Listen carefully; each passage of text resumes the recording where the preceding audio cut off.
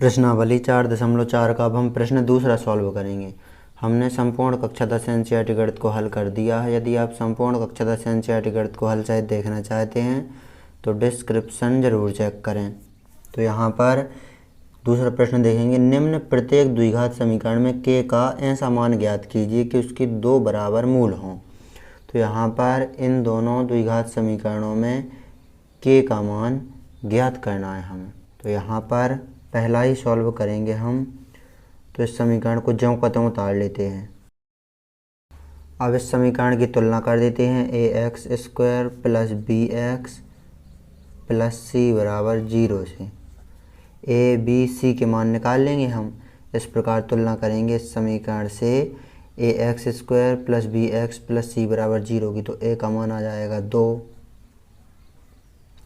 b का मान आ जाएगा k,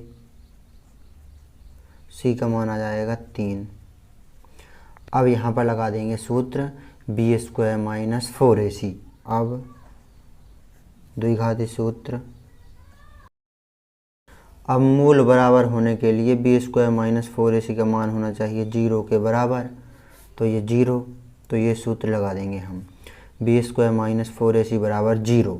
अब यहाँ पर इस सूत्र में मान रख देंगे। b का मान है k, तो k का स्क्वायर माइनस 4 इंटू a का मान है 2 इंटू c का मान है 3 और बराबर में 0। यहाँ पर देखेंगे आप तो यहाँ पर k स्क्वायर ज्यों का त्यों माइनस का चिन्ह लगाया।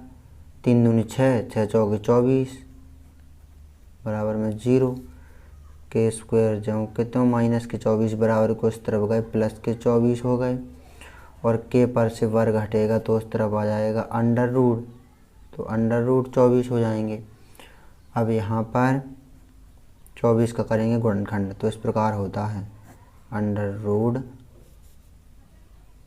2, 2 दूनी 4, 4 दूनी 8, 8 तिया 24। तो यहाँ पर दो जोड़े में हैं तो ये 2 आ जाएगा बाहर। जो रूट के अंदर जोड़े में होती है संख्या वो बाहर आ जाती है। तो ये बाहर आ गया। रूट के अंदर कितना बचा? 2 गुणे 3 यानी कि 2 तिया 6। रूट के बाहर संख्या आती है वो आती है प्लस माइनस में। तो ये आ गया हमारा k का मान। ये है हमारा आंसर। पहले द्विघात समीकरण का आंसर आ गया। अब हम यहाँ पर दूसरा द्विघात समीकरण सॉल्व करेंगे, उसका k का मान निकालेंगे। तो इसे आप नोट कर लीजिए। अब यहाँ पर ये दूसरा सॉल्व करेंगे, बीच में लाइन खींच देते हैं। अब हम यहाँ पर दूसरा सॉल्व करेंगे। तो इस समीकरण की तुलना हम करेंगे ax square plus bx plus c बराबर 0 से।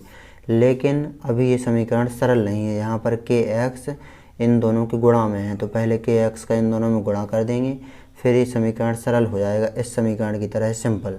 फिर उसकी तुलना करेंगे ax square plus bx plus c बराबर 0 से। तो यहाँ पर गुणा करेंगे, kx का गुणा x में करेंगे तो हो जाएगा kx स्क्वायर माइनस kx का गुणा 2 में करेंगे तो 2kx प्लस के 6 ज्यों के त्यों बराबर में 0 भी ज्यों का त्यों। अब यहाँ पर इस समीकरण से तुलना कर देते हैं ax square plus bx plus c बराबर 0 से।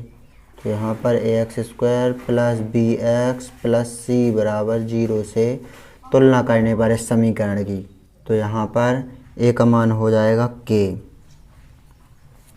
b का मान हो जाएगा माइनस 2k, c का मान हो जाएगा 6। अब यहाँ पर द्विघाती सूत्र से बी स्क्वायर माइनस 4ac बराबर 0 ये सूत्र लगा देंगे। अब इस सूत्र में मान रखेंगे तो b का मान है माइनस के 2k। तो b का स्क्वायर है यानी कि b के मान का भी स्क्वायर, माइनस का चिन्ह लगाया 4 इंटू a का मान है k इंटू c का मान है 6 और बराबर में 0। अब यहाँ पर देखेंगे माइनस 2k इसका वर्ग है तो यहाँ पर गुणा करेंगे। यहाँ पर कर देते हैं माइनस 2k का गुणा माइनस 2k। तो माइनस का गुणा माइनस में होगा तो प्लस, 2 का गुणा 2 में होगा तो 4, k का गुणा k में होगा तो k स्क्वायर, तो 4k स्क्वायर आ जाएगा। माइनस का चिन्ह लगाया। अब यहाँ पर 6 चौके 24 और इंटू में के बराबर में 0 ज्यों का त्यों। अब यहाँ पर कॉमन लेंगे संख्या, इन दोनों में क्या कॉमन लें, तो यहाँ पर 4 के ले लेते हैं कॉमन। 4 के कॉमन लिया तो यहाँ पर बचा के, माइनस का चिन्ह लगाया। 4 के का भाग देंगे 24 के में, तो यहाँ पर दिखा देता हूँ मैं आपको।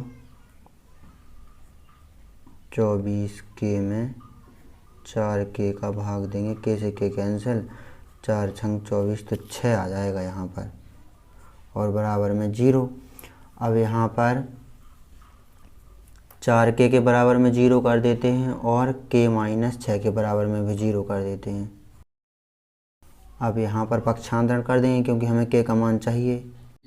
तो यहाँ पर 4 इस तरफ गुणा में है, बराबर को इस तरफ जाएगा, भाग में पहुँच जाएगा, तथा यहाँ पर भी पक्षांतर करेंगे तो माइनस के 6 बराबर को इस तरफ जाएंगे, प्लस के 6 हो जाएंगे। 4 का भाग 0 में देंगे तो 0, तथा के बराबर 6 है ही। तो यहाँ पर के का मान किस प्रकार आ गया, के के मान आ गया 0,6, ये है के का मान।